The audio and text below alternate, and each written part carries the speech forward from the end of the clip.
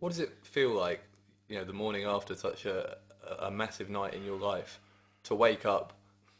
You wake up in the cold light of day and realise that potentially that's it. Well, you know, I shouldn't say this because obviously I had my wife there, but there was a massive emptiness in my life. You know, something that there was something missing, and something, as I said, had been a big part. And when you quit, and I quit the wrestling and I quit it cold turkey because I stopped training. If I had an exit strategy, then it wouldn't have been so bad. But I quit cold turkey, so it was, and I couldn't deal with it. I had to find another form of a fix, another form of a buzz to take over where the wrestling had left off. So I had to find something different.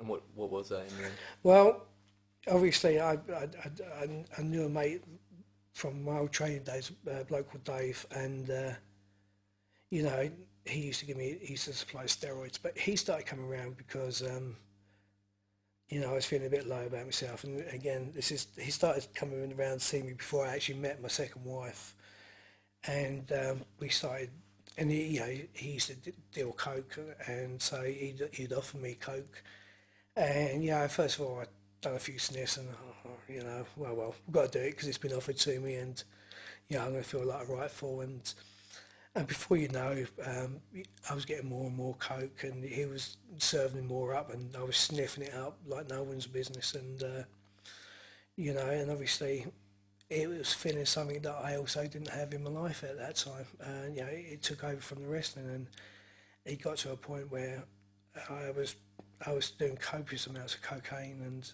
it was silly. I was really, again, I got to this point where I wasn't a particularly nice person on it. Presumably, when you started doing cocaine, it was obviously because it made you feel good. But then, I'm aware that one of the well-known side effects of cocaine is that it can make you feel insecure. And you've already said in this interview that wrestling is full of insecure people. So, being from the wrestling business, do you think it was a particularly bad drug for you to be taking? Well, again, at the time, you don't think so because, again, it elevates your confidence, and and as you said, the worst part about it is when you come down, and obviously the paranoid effects that you have. So I got to a point, well, what do you do when you don't want to come down? You stay high all the time, and I was just sniffing all the time, and looking back now, it's an awful drug, awful drug. It's one of the most seductive, addictive drugs. And again, it gives you that full sense of confidence, and when you take it away and you strip bare and you're coming down, and come down's a bitch, it really is, and that whole paranoia, and it heightens your paranoia, and it made me an awful person. I'd sunk into the depths of depression, and and you start getting thoughts that you wouldn't rationally think about, and I was lucky. Fortunately, as I said, my wife came along, and she got me out of the habit. She started clearing up, and How did she do that? I mean, what? well, I think she's one of those things because she knew people that had done it before, and obviously knowing that, she just see the difference in me, and she knew I wasn't on the right thing, and she done it by loving me, I suppose. She How loved. did she? Sorry, I was going to say, how did she make you see? Because it had to come from you, presumably. Yeah, it had to come from me, and obviously we started seeing each other, and it was a case of, well, Phil, look, I love you more than life itself, and I'm not going to take this. And if you don't sober up and get yourself straight, then we're no longer going to be together. And obviously, working as well, I think I had to be careful with work. And she just said, well, look, Phil, you mess up with work, you're going to lose your job, and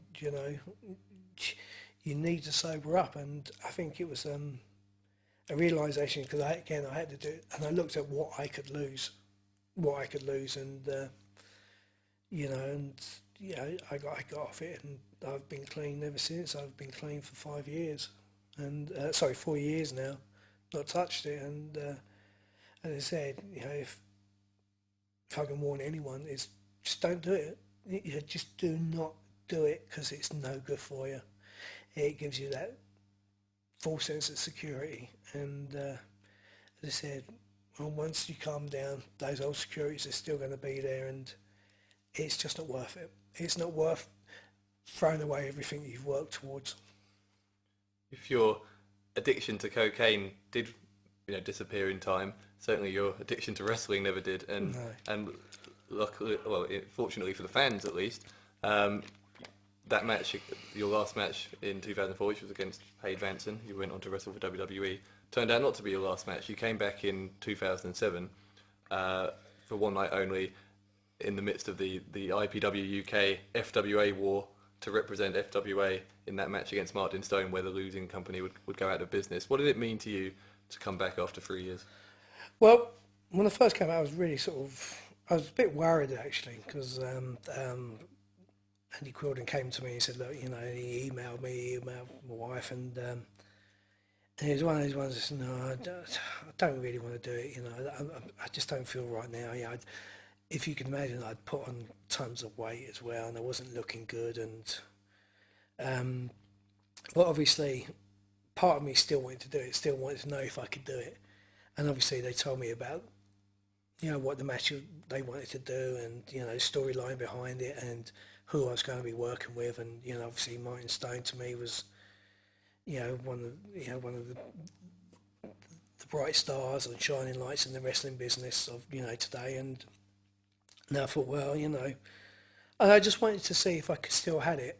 I wanted to know if I could still had that snap in my punch, and of course, that little bit of ego of me I wanted to get back in the ring, and so obviously they made me an offer I couldn't refuse.